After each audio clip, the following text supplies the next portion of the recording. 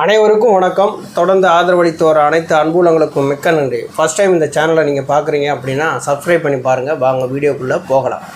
இப்போ எலெக்ஷன் முடிஞ்ச உடனே எக்ஸிட் போல்னு ஒன்று போடுறாங்க இல்லையா? அதில் பார்த்தீங்கன்னா ஒவ்வொரு கட்சிக்கும் ஒவ்வொருத்தர் சாதகமாக போடுறாங்க. அதிமுகவுக்கு சாதகமாக ஒருத்தர் போடுறாங்க, திமுகவுக்கு சாதகமாக ஒருத்தர் போடுறாங்க, தமிழக வெற்றி கழகத்துக்கும் சாதகமாக போடுறாங்க.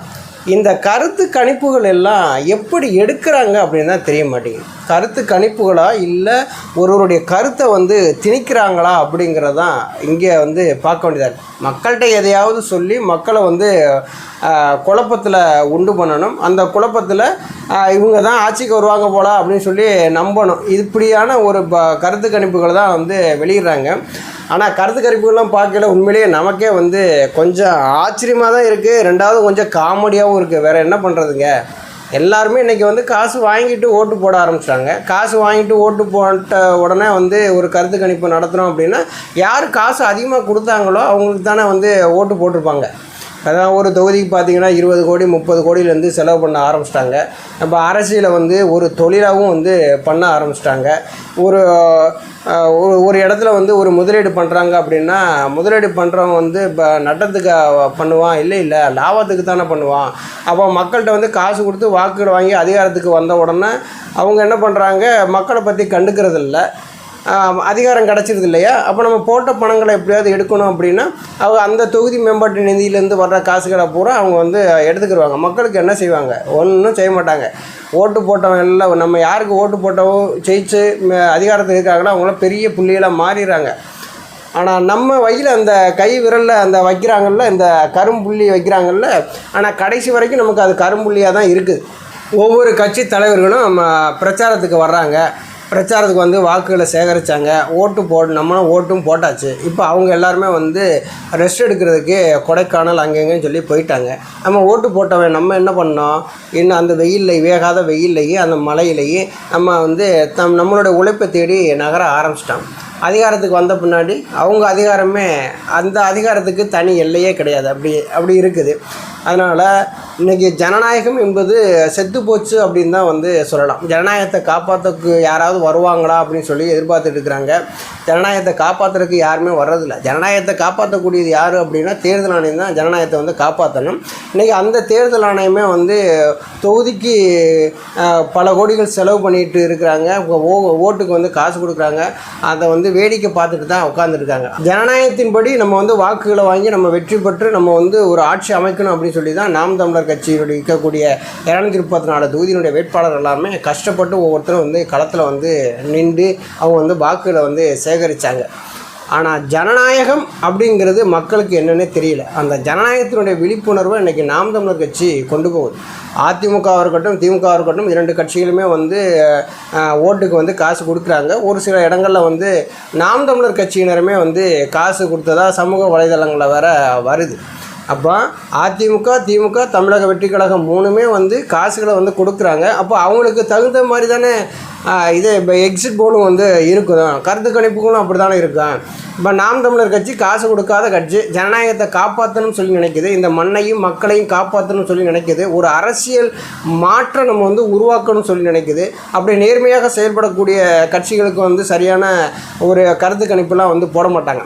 யார் காசு அதிகமாக கொடுக்குறாங்களோ அவங்களுக்கு கருத்து கணிப்பு அவங்களுக்கு சாதகமாக இருக்கும். அந்த வகையில் இன்றைக்கி யூடியூப்லேருந்து நியூஸ் சேனல்லேருந்து பத்திரிகையிலேருந்து எல்லாருமே பார்த்திங்கன்னா அதிமுக திமுக தமிழக வெற்றி கழகம் இப்படி மாறி மாறி அவங்கள சந்தோஷப்படுத்துறதுக்காக கருத்து கணிப்புகள்லாம் போட்டுட்ருக்காங்க. அந்த வகையில் எந்தெந்த கட்சிக்கு என்னென்ன ஒரு கருத்து கணிப்பு வந்திருக்கு அப்படிங்கிறத நம்ம பார்க்கலாம். இப்போ 2026 சட்டசபை தேர்தல் பொது தேர்தல் நடக்குது இல்லையா? அதில் பார்த்திங்கன்னா திமுகவுக்கு வெற்றி வாய்ப்பு இருக்குது அப்படின்னு சொல்கிறாங்க. திமுகவுக்கு வெற்றி வாய்ப்பு இருக்குது எப்படி அப்படின்னா திமுகவுக்கு 40 to 45% வாக்குகள் பெறும். திமுக கன்ஃபார்மாக 40 to 45% வாக்குகள் பெறும் அப்படின்னு சொல்லியிருக்காங்க. அதிமுக கூட்டணி 15 to 20 தான் பெறுமாமா. தாவேக 5 to 10% வாக்குகள் பெறும். நாம் தமிழர் கட்சி 5 to 8% வாக்கு பெறும். மற்றவங்க சொல்லி போட்டு 3 to 7% கொடுத்துருக்குறாங்க. இந்த இது எப்படின்னா திமுக மீண்டும் வந்து ஆட்சி அமைக்கும் அப்படிங்கிற மாதிரி அவங்களுடைய கருத்து கணிப்புகளை வந்து போட்டிருக்காங்க. அதுக்கடுத்து பார்த்திங்கன்னா அதிமுக சார்ந்து எப்படி கருத்து கணிப்பு வந்திருக்கோன்னா, ஏடிஎம்கே வந்து 154 சீட்டு வந்து பிடிக்குமாமா. அதில் வந்து ஆன்டி இன்கம்பன்சி இருக்கிறதுனால 154 தொகுதிகளை வந்து அது பிடிக்கும். திமுக வந்து 79 தொகுதிகளை வந்து பிடிக்கும். டிவிக்கே ஒரு தொகுதி தான் பிடிக்கும். நாம் தமிழர் கட்சி ஒரு தொகுதி கூட பிடிக்காது அப்படின்னு சொல்லி அவங்க வந்து போட்டிருக்காங்க. அடுத்த ஒரு கருத்து கணிப்பு இருக்குது. டிவிக்கே வந்து ஆட்சி அமைக்குமாங்க, விஜய் வந்து முதலமைச்சராக வருவாராம். இந்த கருத்து கணிப்பு அப்படி தாங்க சொல்லுது, நான் சொல்லலைங்க, நான் சொல்கிறேன் பாருங்களேன். அதில் டிவிக்கே வந்து 130 சீட்டு வந்து பிடிக்குமாமா, 34% வந்து வாக்கு வாங்குமா. டிஎம்கே வந்து 75 சீட்டு பிடிக்குமா, 32% வாங்குமா. ஏடிஎம்கே 29 சீட்டு பிடிக்குமா, 29% வந்து வாங்குமா. என்டிகே வந்து 5% தான் வாங்குமா. இப்போ டிவிக்கு 130 சீட்டு வந்து பிடிக்கும்னு சொல்கிறாங்களே, இதை எதை வச்சு இந்த கருத்து கணிப்புகள்லாம் வந்து நடத்துனாங்க? எனக்கு ஒன்றுமே புரியலை. அதிமுக திமுக ஒரு பலம் கொண்ட கட்சி, கட்டமைப்புள்ள ஒரு கட்சி. இன்றைக்கி இப்போ டிவிகேனுடைய தலைவராக இருக்கக்கூடிய விஜய் வந்து ஒரு 10 தொகுதிகள் கூட போய் அவரால் வந்து பிரச்சாரம் பண்ண முடியலை. ஒரு 234 தொகுதிகள்லையும் மக்களை சந்தித்து வாக்கு கேட்க போகலை. வாக்களிக்கக்கூடிய வாக்காளர்கள்ட்ட போய் உங்களால் வாக்குகளை சேகரிக்க முடியாத விஜய் தனி பெரும்பான்மையோடு 130 சீட்டை பிடிச்சி ஆட்சி அமைக்க போகிறார் அப்படின்னு சொல்லி இந்த கருத்து கணிப்பை வந்து போட்டிருக்காங்க.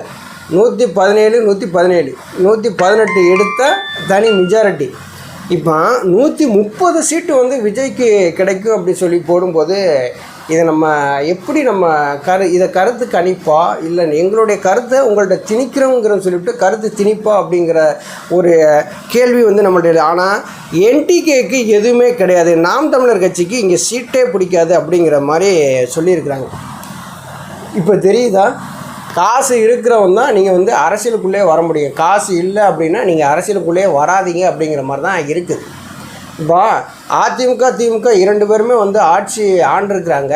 இவர்களுடைய ஆட்சி காலத்தில் தமிழர்கள் நலன் சார்ந்து, தமிழக நிலப்பரப்பில் இருக்கக்கூடிய மண் சார்ந்து, மலை சார்ந்து, காடுகள் சார்ந்து, மலைகள் சார்ந்து, ஏதாவது ஒரு தமிழ் மொழி சார்ந்து ஏதாவது ஒரு முன்னெடுப்புகள் வந்து எடுத்திருக்கிறாங்களா கேட்டால் சொல்லுவாங்க, நாங்கள் வந்து மாணவர்களுக்கு நாங்கள் 1000 ரூபா கொடுக்குறோம், மடிக்கணினி கொடுக்குறோம், அது கொடுக்குறாங்க.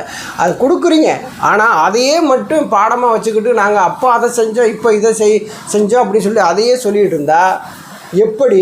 குடிகாரர்களாக மாற்றி நம்ம வந்து அவங்க மூலிமா நம்ம வாக்குகளை வாங்கி வெற்றி பெற்றணும்னு சொல்லி தானே நீங்கள் அதிமுக திமுக 2 பேருமே டாஸ்மாக் கடையை ஓப்பன் பண்ணி வச்சுருக்கீங்க. எங்கே ஒரு மூடிருங்க பார்ப்போம், உங்களுக்கெல்லாம் வாக்குகள் வாங்கி சேகரிக்க முடியுமா?